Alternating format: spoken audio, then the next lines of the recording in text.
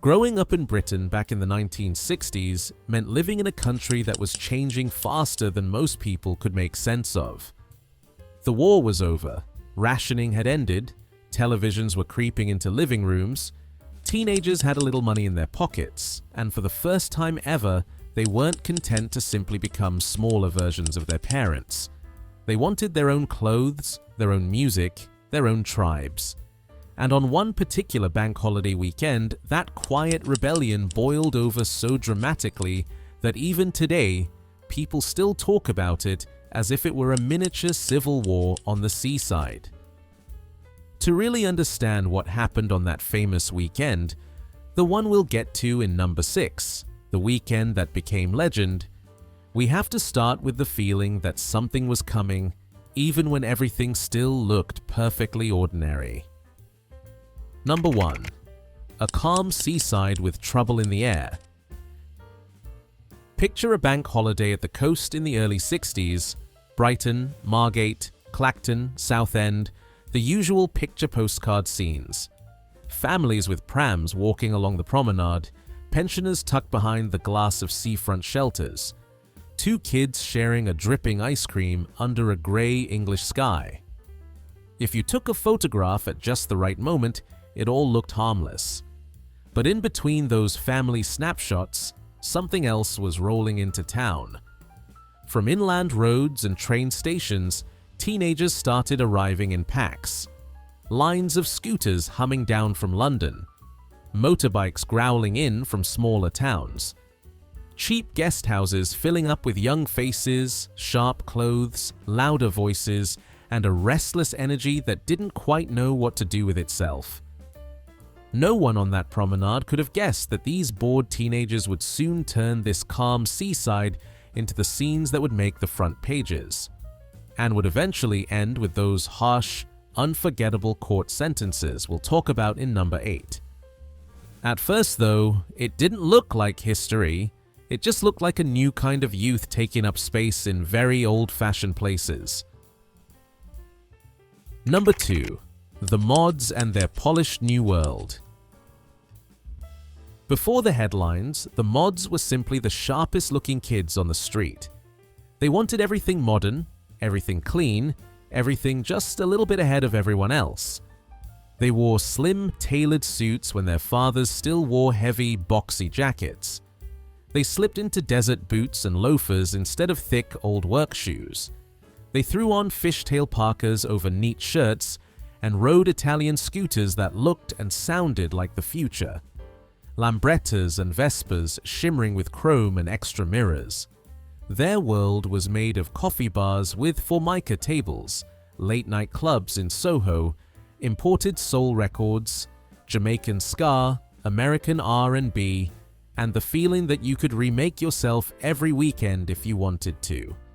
To a mod, your clothes, your scooter, your records, they all said who you were long before you opened your mouth. But all that effort to look sharp and modern didn't just make them feel special, it made them stand out. And being visibly different in early 1960s, Britain was not a quiet choice. It made them obvious targets, not just for older generations, but for another tribe of young people who thought the mods were everything wrong with this new Britain that was starting to emerge. When these two groups finally collided on that legendary weekend in number 6, it was about much more than a few broken deck chairs. Number 3. The Rockers and the Roar of the Old Britain. If the mods looked like a new kind of Britain, the Rockers were proud to look like the old one. They were rooted in the 1950s, in greasy spoon cafes, on laybys, in transport cafes where the smell of fried eggs and petrol hung in the air. They wore heavy leather jackets, jeans that could actually take a beating, boots that sounded like they meant business on the pavement, and hair slicked back with more Brill cream than most people would ever admit. Their machines were British, loud, and unapologetic. Triumphs, BSAs, Nortons, motorbikes that didn't purr but thundered. Where mods drank espresso in bright cafes, rockers clutched big white mugs of strong tea, leaning on the counter, half listening to the jukebox playing rock and roll and half watching who walked through the door. They weren't trying to look classy or continental. They were trying to look tough, real, and loyal to the old codes. So when they saw mods in neat suits and Italian scooters, it didn't just look different, it looked wrong, shallow, showy. And under the surface, without anyone being able to put it into polite words, that dislike would be just as important as anything else that happened in number 6 and in those courtrooms in number 8. Number 4. Two tribes, one narrow country. Both mods and rockers were mostly working-class kids. They had ordinary jobs, still lived with their parents, and went back to small terraced houses and council estates at the end of the weekend. But they had chosen opposite ways of dealing with the same world. Mods tried to rise above their circumstances, to look smarter, more sophisticated, like they belonged in a more glamorous city than the one they'd been born in. Rockers embraced exactly where they came from, rough edges and all, and wore it like armor. So when the two groups ended up in the same seaside towns with the same limited space, the same boredom, the same long bank holiday afternoons to fill, it didn't take much for the verbal jabs to start. A comment about a scooter, a laugh at a leather jacket, a shove on the promenade, a drink spilled on purpose. Small things, but repeated dozens of times across the day. None of them knew, as they shouted and pushed and paraded along those promenades, that the way they were behaving was already being watched, judged, and exaggerated, and that those tiny clashes were slowly building toward the famous weekend in number 6, which would change the way adults looked at teenagers for decades. Number 5. The newspapers discover a new monster. The trouble didn't begin with Brighton. It began with the headlines. A few early bank holidays saw scuffles in places like Clacton and Margate. A broken window here, a fight on the pavement there, police called out to move noisy teenagers along. On their own, these were small, messy, mostly forgettable incidents. But the newspapers saw something very different. A story they could sell. Overnight, teenagers on scooters and motorcycles were transformed into rioters, mobs, invading hordes. Photographs of a few kids running along the seafront became illustrations of supposed chaos. A single thrown deck chair became an explosive clash. The language was breathless, loud, and dramatic. It didn't matter that most of the weekend had been spent just standing around, flirting, showing off clothes and engines. On paper, it looked like the country was under attack from its own children. And of course, teenagers read those headlines too. If the papers said the coast was where the excitement was, then that's where many of them decided to go. The more the media panicked, the more attention they gave it, the more irresistible the next bank holiday sounded. All of that would come crashing together on that famous weekend in number 6, a weekend that might have been far quieter if those headlines had never been written. Number 6. The Weekend That Became Legend. By Whitson, 1964, everyone had heard the stories. The coast was where it was, all kicking off. So they came in their hundreds and thousands. Long lines of scooters buzzing down from London, Parker hoods up against the sea wind. Motorbikes roaring in from every direction, riders leaning into the curves of the seaside roads. Guest houses filled with boys in neat suits and girls with back-combed hair, with lads in leather declaiming that they weren't afraid of anyone. The police expected some trouble. What they didn't expect was the sheer scale. Crowds spilled across promenades and beaches. Small fights sparked in the arcades, on the steps, under the piers. One group chased another. Someone grabbed a deck chair. Someone picked up a bottle. People watching from the safety of cafes and hotel windows saw snatches of running, shouting, flailing limbs, blue uniforms pushing through the middle of it all. To someone glimpsing it in the moment, it might have felt like the world was tipping on its side. But when you look back at the actual records, most of what happened that weekend was frantic, noisy, and frightening, but not the full-scale war the headlines suggested. Broken glass, bruises, cuts, a few genuine, nasty moments of violence, but mostly panic, bravado, and teenagers showing off in front of each other. The real impact of number 6 was not the damage done on the day. It was what came next, in the papers, in Parliament, and especially in number 8, when many of those kids suddenly found themselves standing in front of judges who wanted to make an example of them. Number 7. What really happened, not what was printed. If you only read the headlines after that weekend, you would think parts of Britain had been reduced to rubble. Some papers compared the seafront to a battlefield. Others hinted darkly that the very soul of the nation was in danger. There were breathless descriptions of blood running in the streets, of elderly residents trapped in their homes, of terrified families fleeing the coast. Look at the police reports and court records, and a different picture appears.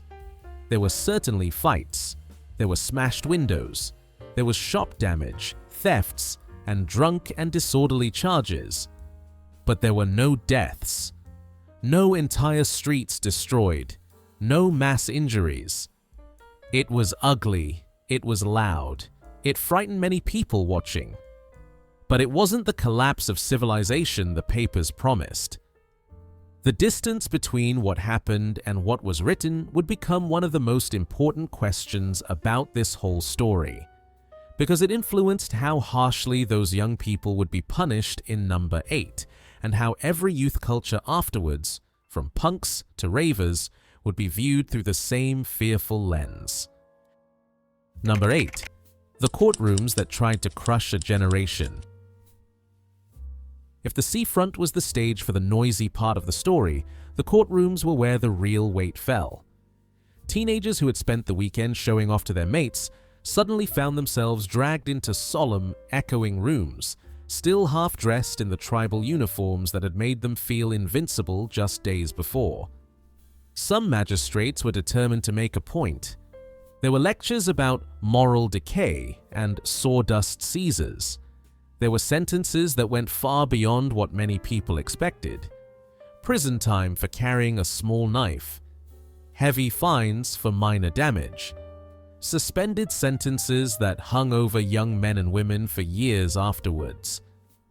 Parents sat in the gallery, stunned, listening to their children being described as if they were hardened criminals rather than apprentices, shop workers, factory hands, and junior clerks who had let themselves get swept up in something far bigger than they understood. Those hard sentences, the ones that still echo now when people talk about number 8, weren't only about what those teenagers had actually done.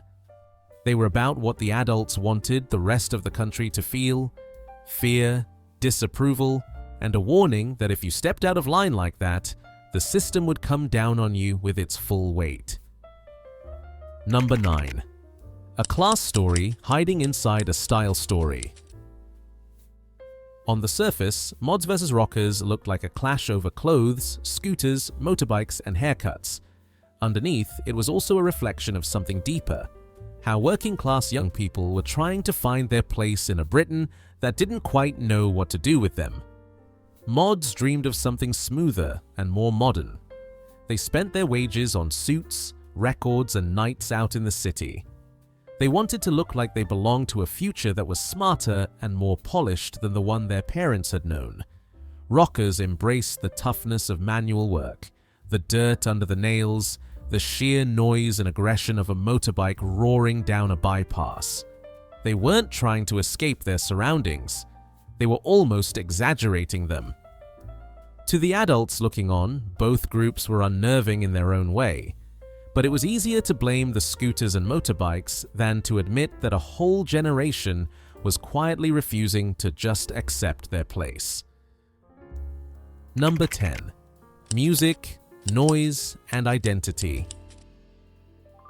For both sides, music was as important as clothing. Mods clung to soul, R&B, and the earlier sounds of bands like The Who and The Small Faces. Rockers stayed loyal to rock and roll, to Gene Vincent and Eddie Cochran, to tracks that sounded like open roads and late nights. In cramped bedrooms and smoky cafes, the choice between a sharp suit and a leather jacket, between a Vespa and a Triumph, between Motown and rock and roll, became a way of saying who you were and which future you imagined for yourself. When you see those images of kids running along the seafront during number 6, what you're really seeing is a clash of soundtracks as much as fists. Number 11. How it all faded away.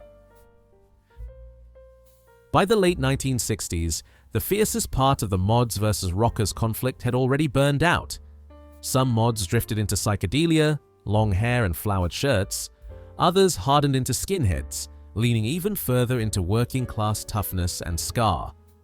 Some rockers carried on riding and wearing leather, but the scene gradually fragmented and changed shape. Many of those who had been on that seafront during number 6 simply grew up. They got married, they took steady jobs. They had children who would later annoy them with their own strange haircuts and loud music. The tribal uniforms were folded away or lost. But the memory of that time and the way it had been presented to the nation never quite disappeared. Number 12. From panic to nostalgia. What once terrified Middle England is now sold back to us as part of British culture. Mods and rockers appear in museum exhibitions. Their scooters and motorbikes are polished for rallies and retro events. Films, documentaries, and coffee table books celebrate the clothes, the hair, the attitude. The riots that were once held up as proof that the country was falling apart have become part of the myth of a lively, rebellious, colorful 1960s, a simpler time, at least in the way we like to remember it now. But behind every glossy photograph and every lovingly restored scooter lies the fact that back then, real teenagers were really arrested, really sentenced, and really frightened in the courtrooms we saw in number 8. In the end, the story of mods versus rockers isn't just about a few weekends at the seaside. It's about what happens when a country that is used to obedience suddenly has to deal with young people who want something different, and who are prepared to dress, ride, and dance in ways that make everyone else uncomfortable. It's about how newspapers can turn noisy but limited scuffles into symbols of national collapse. And it's about how, over time, the things that once caused moral panic quietly soften into nostalgia. Maybe the strangest part is this.